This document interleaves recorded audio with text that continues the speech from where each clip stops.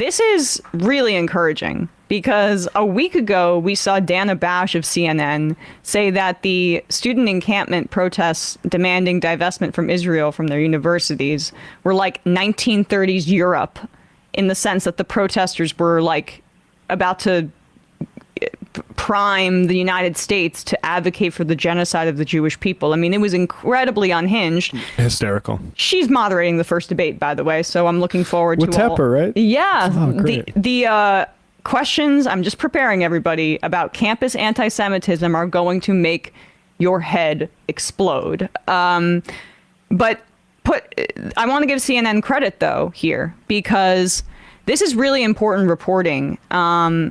This shows exactly what Zionism is. It shows how it's intertwined with white supremacy. And they played this they didn't put it on YouTube or do it on their international channel. This was on Anderson Cooper, so primetime CNN. Now, there's some violence here. Just a warning to people that are watching. You'll see here the counter-protesters basically hitting the college kids at the campus encampment on UCLA. But this whole segment is worth playing, so let's do that. This is the worst violence of any of the ongoing college protests. UCLA, where counter-protesters used sticks and boards against a pro-Palestine encampment. It was more than 3 hours of unrestrained violence the night of April 30th that led to injuries and bloody scenes, as campus security and law enforcement allowed it to continue. They were there spraying, they were there pulling barriers, and they were there to very clearly do some serious harm to the students who were on campus. When you look at the counter-protesters, how many of them were UCLA students? I would say basically none of them. Who are the most aggressive offenders? A CNN investigation of hundreds of videos from multiple sources shows many of them are outsiders, not UCLA students. Among the people who showed up that night, far-right with no apparent connection to the Middle East war, others driven by real beliefs. Among them, this man. He strikes a pro-Palestine protester with a long white pole and is part of a mob that pummels the man as he falls to the ground. Stop. He's seen in multiple videos wearing this white mask, striking the barriers, throwing objects into the encampment. Without his mask, we see who he is. 18-year-old Idan On of Beverly Hills, a senior at a local high school. Come inside to the kitchen. How do I get inside? I spoke with his mother. Hi there. Are you Sharon? Hi. How are you? Hi. Let me introduce us. She did not want to be on camera, but quickly identified her son from this picture at UCLA that night. She described in detail how her son found the mask and pole on the ground and said he was defending himself in this fight. On her Facebook page, Idan On's mother posted and circled a screen grab of her son from a local TV station. She wrote in Hebrew, Idan went to bully the Palestinian students in the tents at UCLA. Idan's mother and father proudly support Israel and defended their son's actions at UCLA, saying he is heading to Israel to join the IDF. After our interview, she texted to say Idan denies being at UCLA. Okay, I just had to pause it right there. Well, this is a serious story, and the UCLA student journalists were brutalized by police as well. There were arrests made just of the peaceful protesters, not of these freaks. But isn't that just so emblematic of Israel? It's just encapsulates it. He has a right to defend himself. He has a right. He just found it on the ground and started whacking people with it. You see him assaulting people. Oh, it's self-defense. She admits to all of the crimes on Facebook and then denies the crimes later. Yeah. That is Israel personified. You got to work on that info security. No, I don't want to be on camera, but yes, that is my son at the crime scene. Yes, and then no, it's not, by the way, just because maybe he might face some disciplinary action. I don't know why his mother. I mean, ask somebody with more credibility. Yeah, keep going. Texted to say Idan denies being at UCLA. Older men were also at the front of the violence. Tom Bibian recorded pulling bike racks plywood, kicking protesters, throwing cones at the students in the encampment, water bottles at protesters, and yelling expletives. Funded by Jerry Seinfeld's wife, asked by the way. Vivian why he'd gone to the campus that night. Hi, you're Mr. Vivian. Yeah, can you turn that off? You don't have permission to record me. Vivian was wearing the same jacket he had on in the video from UCLA. He's a Los Angeles resident, age 42, seen at a 2022 pro-Trump protest outside the Los Angeles FBI office. He did not want to explain why he's on video doing this. You're being a little rude, and I'm going to call the police if you don't leave. Sure. Okay. Another We microcosm. identified not just Tom Vivian, but other older men who have no apparent affiliation with UCLA. I mean, you've seen them at how many other events?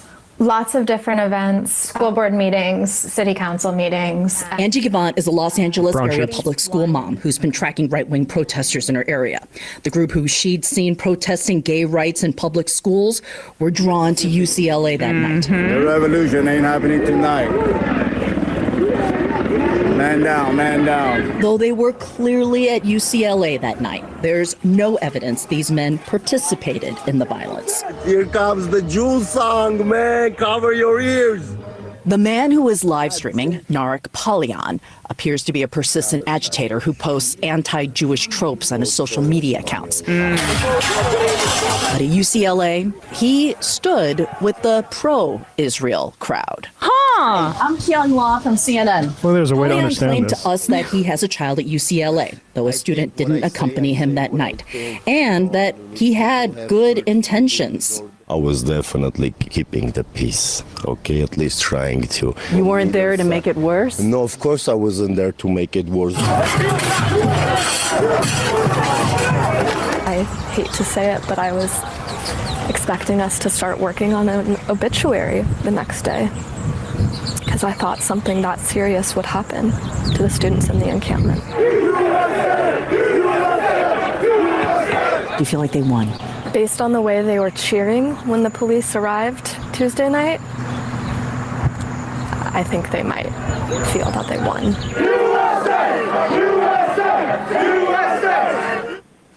King Law joins me now. It's still stunning to me that the police, I mean, there seemed to be some police around, but clearly didn't seem like police really moved in very quickly at all to stop this. You can clearly find these people. What's law enforcement saying they're going to do, or if anything?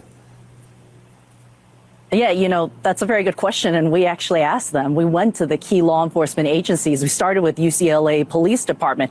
We reached out to them via email, their office line, text messages, cell phones. And despite our numerous attempts and very specific questions, we did not get any response, a clear response about their response that night or any follow-up investigation. We also reached out to the CHP and we get the LAPD. sense They here. referred Anderson Cooper, who has been rumored to have been spotted in an IDF sweatshirt in the past, according to our friend who's been on the show, Dr. Thrasher. But yeah, it's that's good. It's good. This is there was a New York Times piece on settler violence that was very well done. I got to read a bit of it earlier this morning.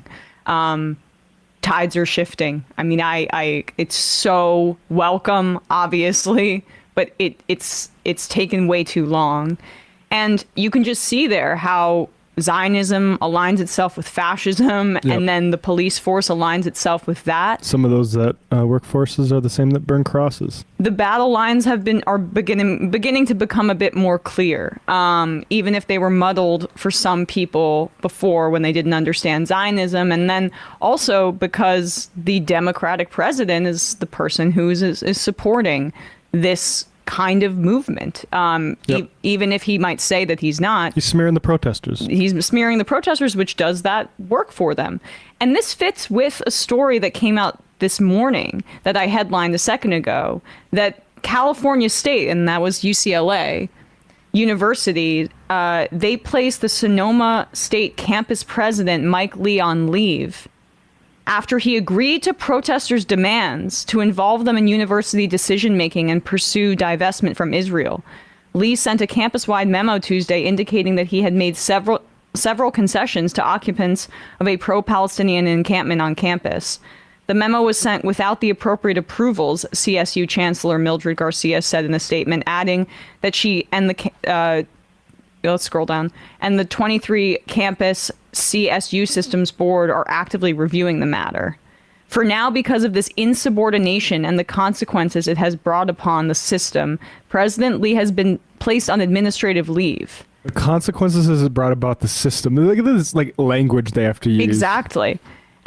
Lee, apparently other university presidents have said that they will study the divestment, but Lee went further. He told the campus that he would initiate an academic boycott of Israel, in which links to study abroad programs in the country would be removed from university pamphlets, among other measures. He also agreed to work with a local chapter of the activist group Students' Justice in Palestine to form an advisory council on some decisions. So because he didn't say that SJP is working with Hamas and funded by Iran and is a terrorist organization, and decided to listen to the students he's supposed to represent and protect, CSU, this is the California public school system, is placing him on administrative leave. Yeah, and just a simple reframe that's really important. It is not the protesters or these professors that side with them that are causing the disruption or division on campus. It is the support for Israel that these campuses are engaged in. Exactly. Hey, folks, don't forget to hit the subscribe button and check out our daily show. We do it every day at 12 p.m. Eastern for about 2.5 hours. We even take phone calls. You should check that out.